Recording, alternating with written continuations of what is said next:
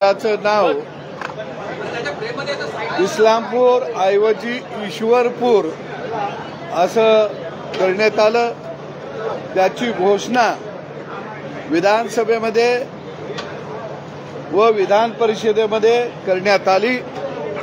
मी या राज्याचे मुख्यमंत्री आदरणीय देवेंद्रजी फडणवीस, त्याचबरोबर आदरणीय एकनाथ शिंदे साहेब, आदरणीय अजितदादा आणि संपूर्ण सरकारचं अभिनंदन करतो। ही मागणी माझे सहकारी मित्र आदरणीय गोपीचंदजी पडळकर आणि आम्ही मुख्यमंत्र्यांच्याकडे भेटून केलेली होती।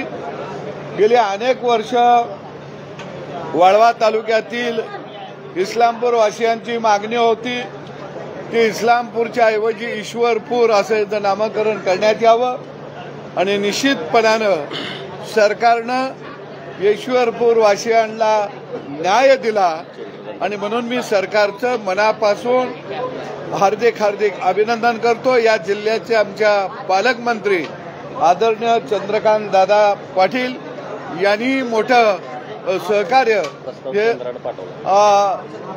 हे नामकरण करण्याबद्दल आम्हा सगळ्यांना केलं। हा प्रस्ताव राज्य सरकार ताबडतोब आता इतर कायदेशीर बाबी आणि पूर्तता करण्याकामी केंद्राकडे पाठवलेला आहे।